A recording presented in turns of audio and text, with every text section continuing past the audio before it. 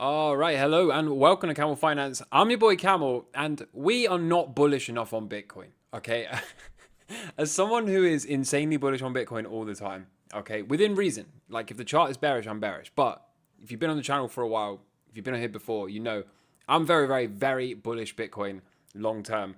But I've just realized I'm not even close to bullish enough, and if I'm not, that means you're not. Okay, so strap in because we're going deep this time.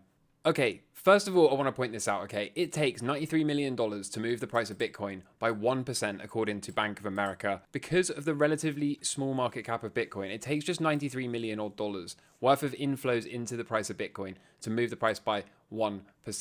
Whereas comparatively, gold would require an inflow of at least $2 billion for its price to move by a single percentage. Meanwhile, it takes $2.25 billion to move treasury bonds by the same 1%. So the reason, of course, is because Bitcoin is a nascent asset. Bitcoin's market cap is still very small, and this makes it a highly volatile asset, susceptible to price manipulations from institutional players. And of course, we have just seen this over the past couple of days, haven't we? We saw the fact that a fake headline about a ETF approval can make the price of Bitcoin do insane things in the short term. Now, British Hodl made a video, and his point, he made many great points, but one of his points here was that what we just saw is how illiquid the supply of Bitcoin is. What we just saw is how little money it takes to move the price of Bitcoin significantly. I have made this argument over and over and over again that there are only around 2 million coins left to be mined between now and the year 2140. There are also only around 2.2 million coins left on exchanges. So a lot of people often ask the question, Camel, how can you be calling for such high Bitcoin price targets? How can you think the price of Bitcoin is going to go up so rapidly? Where's the money going to come from? And my response has consistently been, do not make the mistake of thinking that because the market cap is $600 billion, say, it takes $600 billion to double the price of Bitcoin. I've been making the argument that it takes significantly less than $600 billion to add $600 billion in market cap to Bitcoin. So in this video here, British Hodl points out that it took, by his estimates, around $400 million of inflows, conservatively speaking, to move the market cap of Bitcoin by $57 billion. So I've taken the liberty of crunching a few numbers for you, and I hope you're going to enjoy this, and I also hope you're going to see that we are just not bullish enough. So that first initial Bank of America article that I showed you, okay, $93 million to move the price by 1%, gives us a multiple of around 118, okay? Said another way, every dollar that flows into Bitcoin moves its market cap by $118. But in this British Hodl video, what we saw is that the multiple is even more drastic. Based on this fake ETF news and what we saw pertaining to that enormous price pump off the back of this fake news, was that if we assume conservatively $400 million flowed into Bitcoin, and we know the resultant market cap increase was around $57 billion, this actually gives us a 142 multiple, which is even higher than that of the 118 multiple from the Bank of America. But James here went and looked on chain, and what he found was that the $400 million was indeed a conservative estimate. And in fact, it was significantly less money that moved the Bitcoin market cap by $57 billion. In fact, it was closer to $250 million. With a $250 million inflow, we saw a market cap increase of $57 billion, giving us a 228 multiple. So why is this so significant? Because if we go and have a look at the ETF providers, we see the top 10 are holding $17.7 trillion in assets under management. So you can have a look right here. The top 10 are holding a whopping $17.7 trillion in assets under management. So from here, whilst the numbers are big, the maths is quite simple, right? At 1% allocation, let's assume all of these ETF providers just want a 1% allocation of their $17.7 trillion. 1% allocation is $177 billion of inflows into Bitcoin, and using a conservative multiple of 142 times. That translates to $25 trillion in market cap. And that is, of course, using British Hodl's conservative estimate. If we use James's less conservative, based on what he saw on chain, closer to 250 million, and therefore the 228 multiple, what we see is the market cap may well be in the neighborhood of $40 trillion. So let me say that one more time. If these top 10 ETF providers that are managing $17.7 trillion in assets under management allocate just 1% of that capital via the Bitcoin spot ETF, we could well be sitting somewhere around the $40 trillion market cap for Bitcoin. But what about if they want 2%? Well, the numbers start to get pretty mind-boggling from here, as if they weren't already. 2%, we would see $354 billion inflows into Bitcoin, and on a multiple of 142 or 228x, you can see we would hit 50 trillion and 80 trillion market cap respectively. And if they wanted 5%, then at a 142 or a 228 multiple respectively, we could be at 125 and $201 trillion market cap.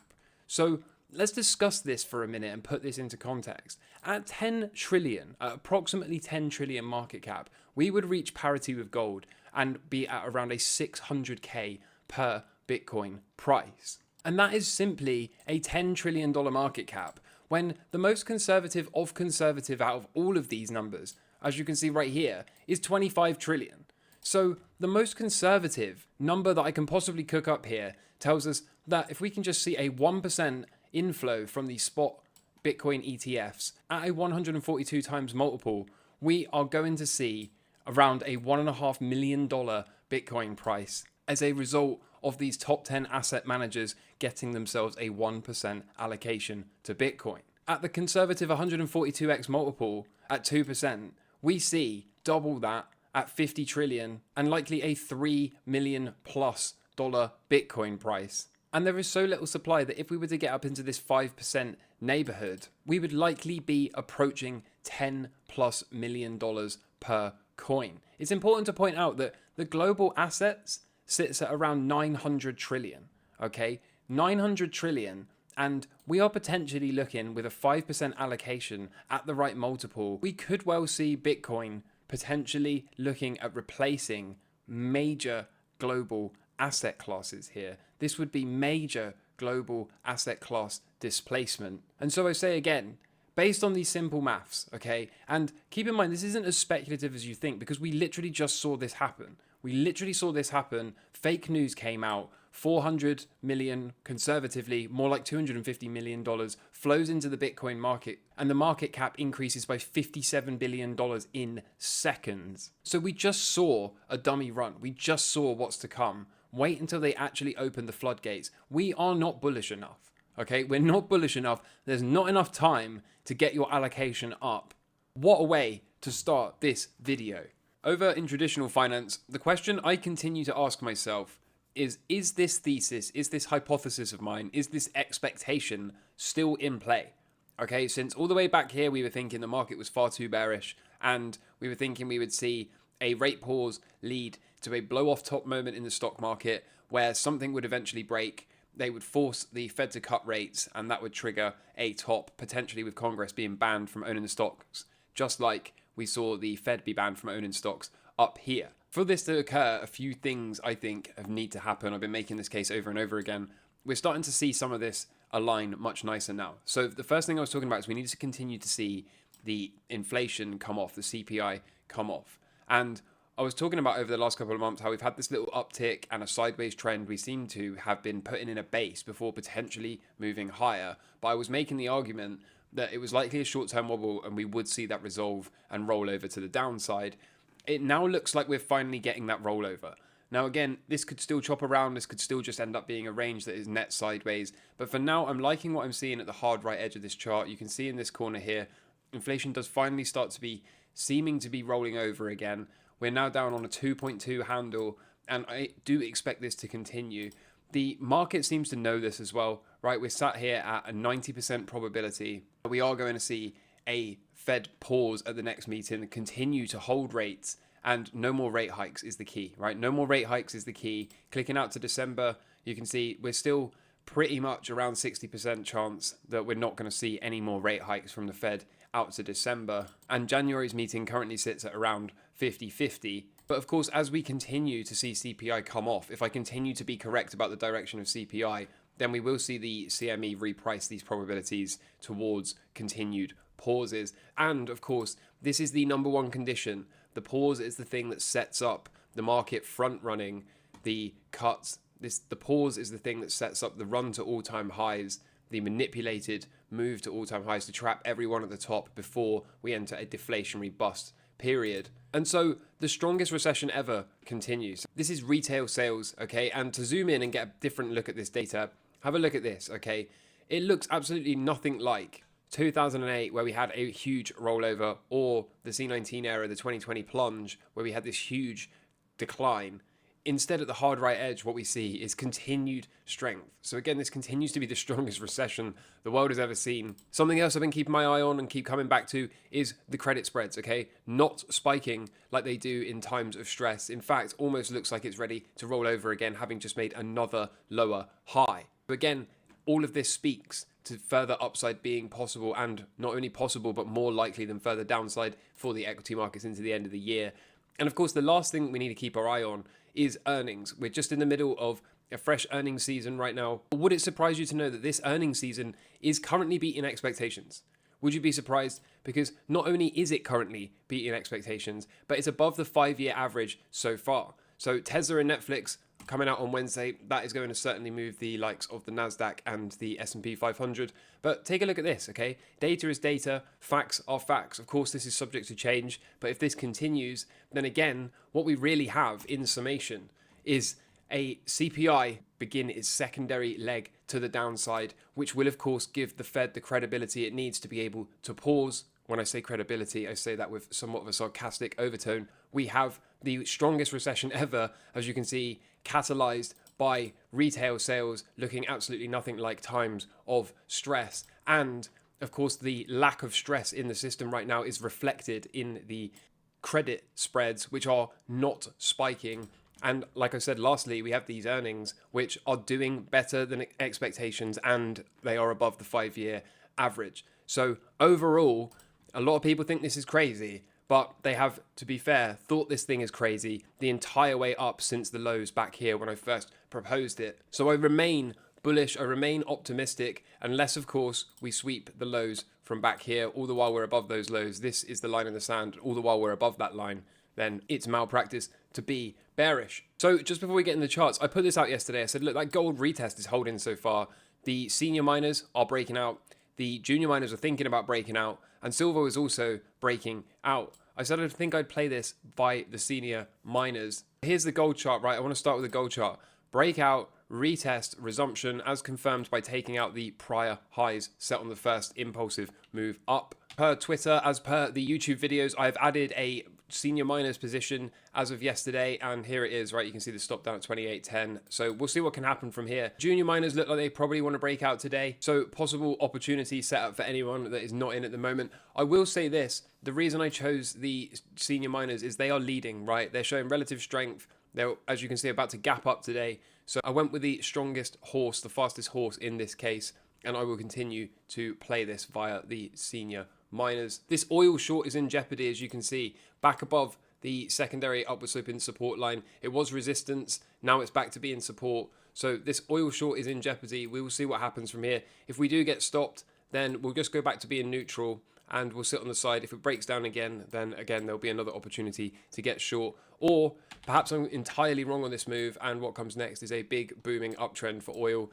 Not my primary expectation, not what I think is going to happen given the direction of CPI, but of course anything can happen. It is a market. So the dollar still looks good from my perspective. And when I say good, still looks primed for a rollover, right? Still looks like it could potentially be following this blue squiggle on its way down to my lower target of 95 for the DXY. Notice how the euro dollar having a second attempt at breaking out. We need this to follow through in order to force the Dixie down because it makes up 57-ish% of the dollar basket. Stock market, this really could go either way at the moment, couldn't it? But for now, we're still playing patient. We're still looking for this breakout as indicated by this big red squiggle. And if we can get that breakout, then I think we can get long. The same is true of the NASDAQ. So it kind of wants to break out, I think, but it hasn't done it yet. So no trade as of yet for the NASDAQ. The Dow, again, right into resistance. Has it possibly got to do something like this and then go? If so, we can get long, or we can get long straight out of here if that's what it wants to do. Russell 2K looks an awful lot better, doesn't it? Look, breakout, retest, looking for that resumption higher. I want to see I want to see a breakout of this outside line. I want to see this repaired for me to be able to get long, and that's indicative by this long position here. So a little bit more work to do, but I do think we can get long the Russell 2K pretty soon, and I think we can target much higher numbers. Tesla earnings, as I said earlier, coming up on Wednesday, and the big question for me is we've been eyeing and lining up this downward sloping purple resistance line for a long time. Okay, for a long time I've been talking about this since this touchback here, and I do wonder if perhaps we get some earnings, a little bit of a tree shake, and then a move up to here and a breakout. If we do, then I think this will be a really, really nice long going into the end of the year. That is, of course, to be determined. And last but not least, here's Bitcoin. So the big question for me is, are we going to continue to fill this wick like I thought we should? Are we going to continue to do what the cycles suggest we will do, which is to continue to trend upwards, something like this, half cycle low, and then up we go again into that next 60-day cycle low? That seems the most reasonable to me. A lot of people seem to have a problem with this move. I'm not entirely sure why, but either way, we still seem to be trending this way. GBTC, as you can see right here, continues to move up in this direction. This has been pure signal for the entire time. So as long as this can continue, I would expect Bitcoin to follow. I'm feeling a little bit gun shy when it comes to adding some of these minor positions back. This is undeniably, as with gold, breakout, retest, looking for that resumption. But the difference is it hasn't confirmed by breaking above here. So I want to see a little bit more follow through from the likes of Coinbase. The same is true of MicroStrategy. Again, just not quite got the follow through I want to see from it. The same is true of Riot, right? Look at this, still sideways. So could well speak to a base that's about to explode to the upside. And if so, we can add the longs, but it just hasn't done it yet. And Marathon, you know, this is potentially a crack at breaking out. It's potentially about to try to break out. So maybe we can look at getting long slightly higher up with a stop somewhere in this neighborhood. And we'll see what the market can give. I do expect to continue to add these positions, but I think people are a little bit nervous about bidding Bitcoin at the moment because of this wick. But I think as we continue to move up, then Bitcoin will, of course, do Bitcoin things as it always does. So that's it from me. I hope you enjoyed today's episode. I hope you're doing well in life. I hope you're having a great week. And until next time, take care from me. All the best. Cheers. Bye.